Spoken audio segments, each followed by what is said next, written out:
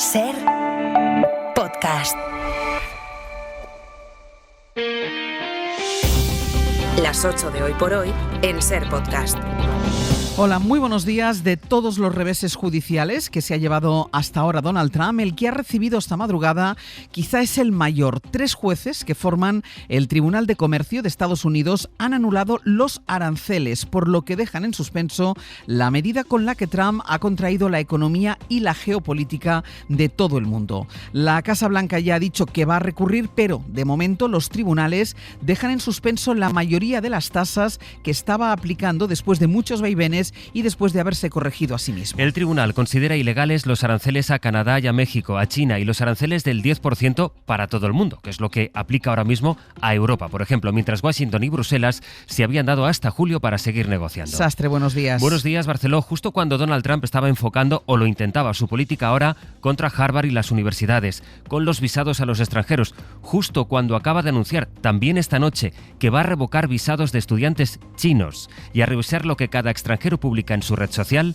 estos 3 jueces de Nueva York devuelven el foco a los aranceles. Y lo hacen con una decisión que la Casa Blanca va a recurrir, pero que puede acabar llegando hasta la Corte Suprema. Washington, Sara Canals. Sí, una decisión que anula gran parte de sus aranceles, como los impuestos del 25% a México y Canadá, el 20% a China por el fentanilo o el 10% del gravamen universal que aplicó para todo el mundo. Aranceles que Donald Trump ha impuesto declarando una emergencia económica nacional que le permite saltarse la autoridad del Congreso y una de las medidas que define su segunda presidencia. My fellow Americans, this is Liberation Day.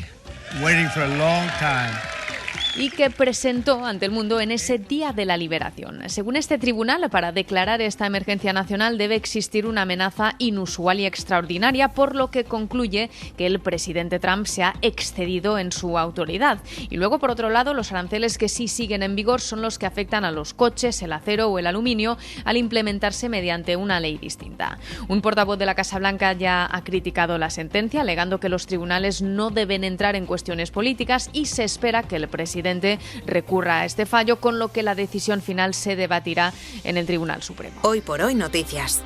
Ser Podcast. Falta una hora para que abran las bolsas aquí en Europa, pero de momento, Jordi Fàbrega, buenos días. Hola, buenos días. Esta noche hemos visto ya la reacción en las bolsas de Estados Unidos y de Asia, sobre todo. Sí, las de Asia han sido las primeras en festejar la anulación de los aranceles, especialmente la de Japón, donde el Nikkei gana un 1,9% hoy, pero también la bolsa de Corea avanza casi un 1,7%. En Hong Kong las principales acciones suben más de un 1% y los indicadores de futuros nos dicen a esta hora que estas subidas en Asia también las veremos en Europa. Las principales bolsas europeas apuntan a alzas de entre el 1 y el 1,5% en la apertura dentro de una hora. Y en Estados Unidos el Nasdaq empezará ganando más de un 2%, según nos dicen ahora los futuros. Veremos a las 9 qué pasa cuando abran los mercados en Europa. Jordi, gracias. Hasta ahora. De Estados Unidos no solo ha llegado la noticia de los aranceles o de los visados que van a empezar a revisar de estudiantes chinos, como les decía, también la confirmación de algo que venía esperándose desde hace tiempo y que se acaba de hacer efectivo. Elon Musk sale del gobierno de Trump. El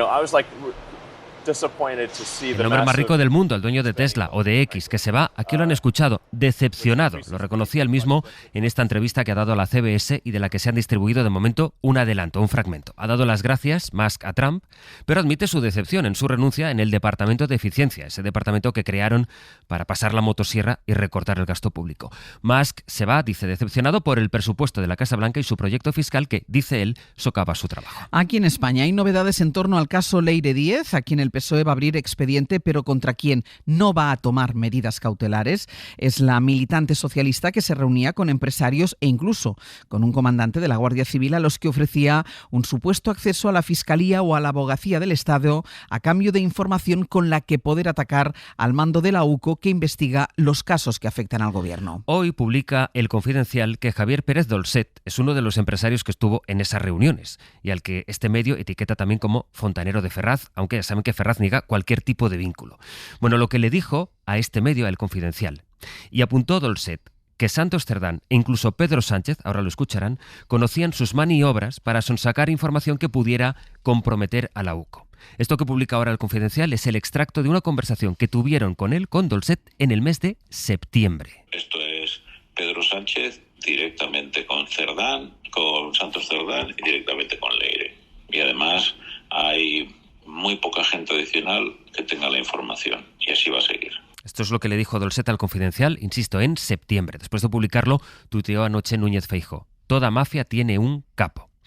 Luego hay otra publicación, en el plural, y lo que se publica allí es la conversación que tuvo con un confidente, un agente de la UCO, que se refería a Sánchez como un felón al que había que desterrar. Este agente, que decía estas cosas del presidente del gobierno, fue contratado luego por la Comunidad de Madrid. Guillermo Lerma, buenos días.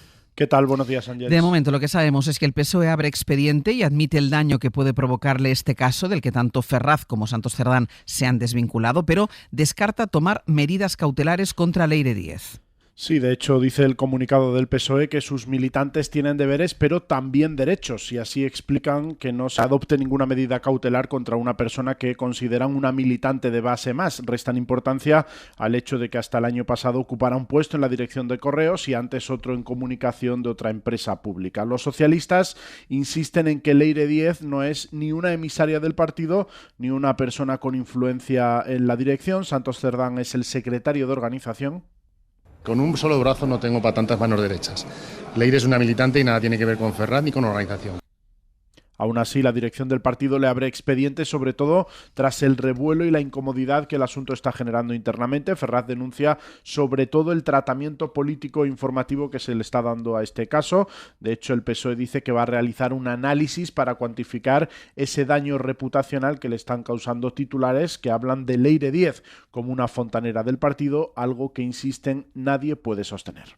Guille, gracias. Hasta luego. El PP se refiere al gobierno como una mafia y una organización criminal. El hedor a encubrimiento impregna el gran apagón de España. Esto no lo dice el Partido Popular, no lo dice la fachosfera, no lo dice Francisco Franco, lo dice el diario británico The Telegraph. Usted forma parte de una organización criminal que es el gobierno. Este gobierno ni tolera la corrupción, quien lo tenga que pagar, que lo pague, ni tolera tampoco persecuciones injustas orquestadas por los ultras y por la derecha contra personas honestas que no han hecho nada solo por ser progresistas. En Valencia hoy se cumplen 7 meses de la Dana. Y Carlos Mazón llega a estos 7 meses habiendo aprobado ayer, anoche, en Les Corts, los presupuestos autonómicos para este año, con los votos del PP y también de Vox. Celebren este presupuesto, celébrenlo. ¿Saben por qué? Porque, señor Mazón, yo no sé el futuro de esta comunidad, pero le puedo asegurar que este es su último presupuesto, Muñoz. Así que celébrelo, porque el año que viene usted ya no estará aquí, seguro. Si tuviese que poner banda sonora a mi intervención, pondría Coldplay, Viva la Vida.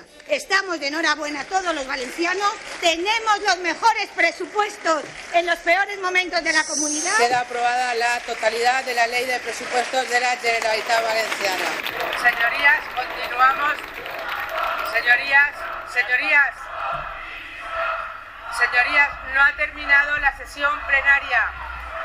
Señorías, silencio. Quiero reiterar mi agradecimiento al Grupo Parlamentario de Vox por poner encima y poner por encima de cualquier... Julián Jiménez, buenos días. ¿Qué tal? Buen día. Mazón saca adelante las cuentas justo cuando hoy se va a encontrar con una nueva manifestación en su contra. Sí, la casualidad ha querido que los presupuestos de la Generalitat de este año, los presupuestos de PP y Vox, se aprobasen anoche, minutos antes de entrar en el jueves 29 de mayo, día en el que se cumplen 7 meses de la Dana y en el que está convocada, como dices, otra manifestación reclamando la dimisión de Mazón. De hecho, el Partido Popular y Vox, que tienen mayoría en la mesa de Les Corts, han hecho todo lo posible para evitar que el debate de presupuestos se hiciese en 2 jornadas, ayer y hoy, y por eso concentraban ayer en una maratoniana sesión todo el debate. Acabada la votación, Mazón, visiblemente contento, estrechaba la mano del síndico de Vox para darle las gracias por su apoyo y criticaba a la oposición por no hacer lo mismo, una oposición que viene denunciando estas semanas los recortes en partidas y derechos e impuestos por la ultraderecha para condicionar su apoyo a estas cuentas. Para muchos, la aprobación del presupuesto es un bonus track para Carlos Mazón, que se resiste a abandonar el Consell afirmando que su única obsesión es la reconstrucción. Seguimos en el abierto, Julián. Gracias. Un saludo. Hoy por hoy noticias. Ser Podcast. Aquí en España les hemos adelantado a las 7 los planes del Ministerio de Sanidad. Quiere reformar la ley antitabaco para prohibir fumar no solo en las terrazas y en las marquesinas de autobús, como venía anunciando. Quiere llevar esa prohibición a los vehículos laborales o a las salas de fiesta al exterior. Lo verbaliza por primera vez la ministra de Sanidad, Mónica García, en declaraciones a la SER. No se va a poder fumar en vehículos de uso laboral, tampoco se va a poder fumar en centros docentes, incluyendo los espacios al aire libre, como los patios de los institutos o los campus universitarios. También quedarán libres de humo las instalaciones deportivas y las piscinas de uso colectivo, las marquesinas de los autobuses y las salas de fiesta exteriores.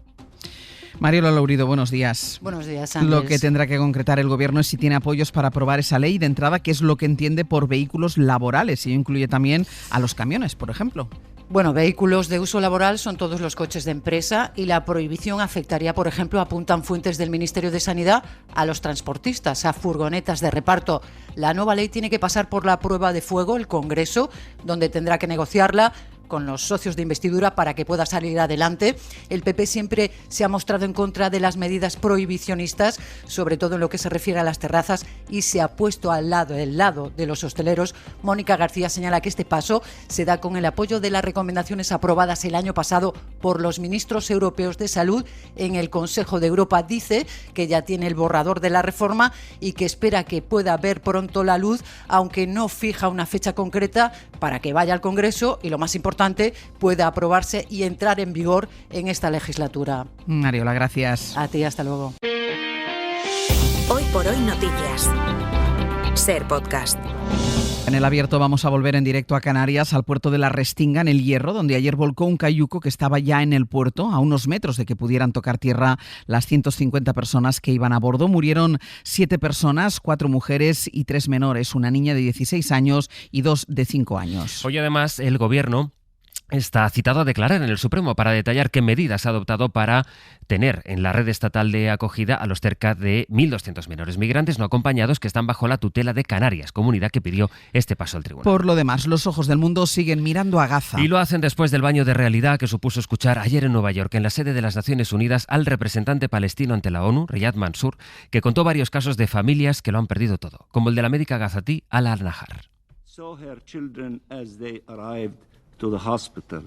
Ella vio cómo llevaban a 9 de sus 10 hijos a un hospital, muertos ya, con sus cuerpos quemados. Un horror que la mente no puede comprender. Y cuando pronunció esta frase el representante palestino, el embajador de Israel, sentado a pocos metros, bostezó. El representante palestino seguía describiendo imágenes de Gaza, las madres acunando sus cuerpos inertes, acariciándoles el cabello, hablándoles, pidiéndoles ellas perdón a sus hijos. Y fue ahí cuando este hombre rompió a llorar.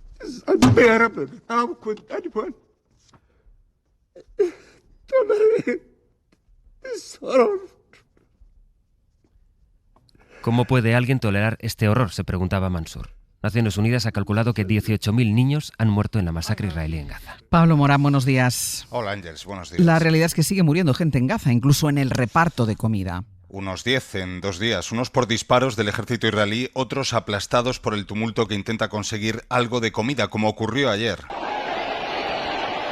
Fue en este asalto a un almacén del Programa Mundial de Alimentos en el centro de Gaza. El ministro ultra Bezalel Smotrich advierte de que no permitirá ningún acuerdo con Hamás ahora. Lo dice justo después de que el enviado especial de la Casa Blanca asegurara que tiene buenos presentimientos y que la organización palestina se haya mostrado dispuesta a aceptar un acuerdo.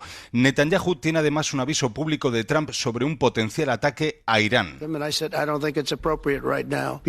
No es apropiado en estos momentos, cuando las negociaciones con Teherán avanzan, según el presidente. Pablo, gracias.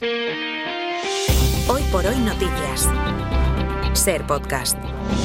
Hoy declara ante la jueza quien fue secretario de Estado de Seguridad con el PP, Francisco Martínez, detenido por participar, según la policía, en una trama con el hacker Alcasec para robar supuestamente miles de datos particulares para luego venderlos. Isabel Vega, buenos días. Buenos días. Francisco Martínez pasará hoy a disposición de la juez de la Audiencia Nacional, María Tardón, igual que lo hará el hacker José Luis Huertas y otro de los 4 individuos detenidos el miércoles por su presunta implicación en una organización criminal que se habría estado dedicando a robar datos de millones de ciudadanos en todo tipo de bases, públicas y privadas, también de carácter estratégico. La investigación, que se sigue bajo secreto de sumario, persigue delitos de organización criminal, revelación de secretos, intrusión en sistemas informáticos y también blanqueo de capitales. El cuarto detenido es un youtuber con sede en Andorra que se encuentra en prisión provisional porque las autoridades españolas han pedido su entrega. Y en Portugal, la extrema derecha de Chega se sitúa como segunda fuerza política en el Parlamento de ese país después del recuento del voto en el extranjero. Los ultras adelantan de esta manera al Partido Socialista y pasan a liderar la oposición. Corresponsal en Portugal, Brais Suárez. Así es, se ha confirmado este miércoles lo que ya se daba por hecho. La fuerza ultraderechista Chega es la segunda más votada en Portugal. Ha arrasado en el extranjero con un 26% de los votos, 11 puntos más que la coalición conservadora de Luís Montenegro. Estaban en juego 4 diputados que se reparten 2 y 2 entre ambos partidos y los socialistas confirman también su hecatombe entre los emigrantes. No se llevan ni un solo escaño en los 2 círculos electorales de Europa y fuera de Europa que hace solo 3 años habían ganado. André Ventura de Chega será por tanto líder de la oposición, un estatus que no se reconoce oficialmente en Portugal, pero que cambia drásticamente los equilibrios de poder que ha habido hasta ahora. Hoy el presidente de la República recibirá a los líderes de los 3 principales partidos y se prevé que a última hora de la tarde encargue a Luís Montenegro que forme gobierno. Y en Francia la justicia ha condenado a 20 años al excirujano que violó a 300 pacientes, muchos menores, en el mayor juicio de pederastia en la historia de ese país. Y en 10 minutos el abierto. Hoy compartimos nuestra mesa de análisis junto a Víctor Lapuente, Estefanía Molina y Nacho Corredor. Para no perderte ningún episodio, síguenos en la aplicación o la web de la SER, Podium Podcast o tu plataforma de audio favorita.